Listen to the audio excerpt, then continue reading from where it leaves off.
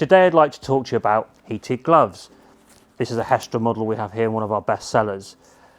Why should you buy heated gloves and who are they for? That's what I want to cover in this video first. So if you're going to somewhere very cold, like say Northern Europe, Finland for example, where it can get bitingly cold, Canada down to -32 of wind chill at my wedding, then a heated glove is ideal for anyone, to be honest, not just those with circulation problems. So if you want a bit of extra warmth on the mountain and a little bit of adjustment in that warmth, then heated gloves are an ideal solution. However, heated gloves I don't think are for people with Raynaud's. The reason for that is that they rely on a pulse technology. So you've got the heating elements inside, but also the electric circuitry from the battery gives off a little pulse to try and sort of improve circulation, generate circulation, which in turn generates heat. If you've got Raynaud's, you're not going to have much circulation at all. So if you're looking for a solution for those with Raynaud's, then you're better off looking at a layering system where you use multiple liners and an outer shell to get that warmth and to keep the warmth you have got in that finger as little as it is inside your gloves or mittens. And we have other videos about that. But back to heated gloves. This one here comes with 3 heat settings. We have level 1 that gives you 8 to 10 hours of life. We have level 2 that gives you 4 to 5 hours. And we have the highest level 3 that gives you 2 to 2.5 hours of warmth. They charge with a USB charger that's included, and it also comes with a wall socket for even faster charging. The big change, and the reason we're having to redo this video because we did this 2 months ago, and thank you James because it's a public holiday today, so we shouldn't be here, is they've changed this glove completely. So visually it looks fairly similar. Just like Hestra have been doing for many, many years, their gloves have a very standard look about them. It's their signature, the white leather, and then you've got the coloured surfaces which are waterproof. But what they've done with this glove, and it's worth talking about, is they've changed the element system and they've increased the batteries by almost double. So the elements first, rather than being thin wires, they're now using thermal tape that goes round each finger individually, and on the mitten goes round the whole finger area. This thermal tape, it carries the heat through and conducts it through the fabric into your fingers, the extremities, and it gives you much more enclosed and focused heat on the fingers. The heat then passes through the fibres in the glove, giving you overall warmth. But that gives you much more surface area, probably about 8 to 10 times. I haven't picked one of these apart yet to have a look, but we're moving from wires elements to a whole tape, a bit like underfloor heating you get sometimes. It's literally a film with foil. That needs more power, so they've doubled the battery life almost. So these were 2,600 milliamp batteries before, they're now 4,000 milliamps.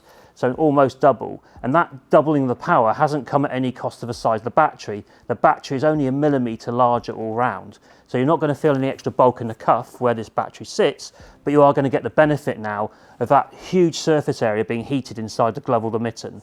So that's why the burn times, the lives I gave you for level 1, 2 and 3 haven't actually increased that much. It's because you're getting so much more coverage inside the glove. So they're using that extra power. Instead of giving you 2 days out of a glove before you've got to charge it, it's still 1 day, so 8 to 10 hours, you charge it overnight. But they're using that extra juice to really fire in to those elements to keep your hands warm all day long. They're not any hotter.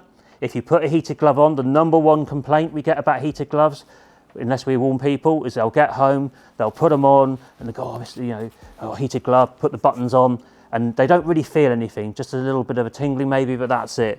And that's how it should be. It's about the relative temperature outside versus inside. So if it's -32 on the mountain, trust me, even on level 1, you're going to know you've got heated gloves on. On level 3, you're also going to be wanting to turn them down after a little bit. It's that relative difference in temperature that makes all the difference.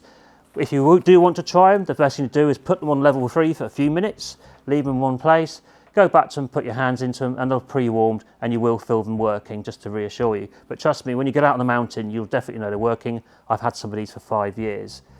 Other things that come with a glove, just like with any other Hestra, it comes with the cuffs, it comes with a carabiner for drying, and it also comes with the batteries installed in here with the international charger, and we do carry spare batteries, and we do carry spare chargers as well. Couple of tips for when you buy these heated gloves to get the best life out of them and the battery is, first thing, like with any Hestra glove, always when you get home, take the little pot of Care Balm that they give you, put a little dab of 1 pea-sized shape in the palm, put the gloves on and give it a good rubbing together just to get that leather nicely coated and nice and supple.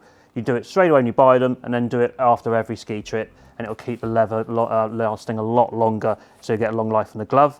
When you're drying them, what you can do is you've got this really cool little loop here. You can use the carabiner they include to hang it just like this, so it will just disperse any water and sweat out of the glove as quickly as possible so they're ready for the next morning. Batteries, it's really important that when you get these home, you give them a good charge, so leave them on overnight. Even if the light goes green saying they're fully charged, just leave them on through the night, 12 to 16 hours, so they're good to go. And the key thing I always say to people, and I do myself, is whether you love or hate Wimbledon tennis or the Tour de France cycling, as soon as that comes in on the screen and you go, yay, or oh God, no, not that for 2 weeks, 3 weeks, go and get your gloves, get the batteries out and give them a charge. It's just the ideal time of year, being the end of June, the middle of the summer, to get those batteries fully topped up again, put away, ready for the winter. And it just means that the battery cells stay constant and stay at a nicely charged level so it'll last as long as possible. So that's Hestra heated gloves in a nutshell and why you should buy them. And don't forget that they're not just for the mountain, you can use them at home for the dog walks, standing on the sidelines of the football pitch, or going down to get to local paper on chillier days.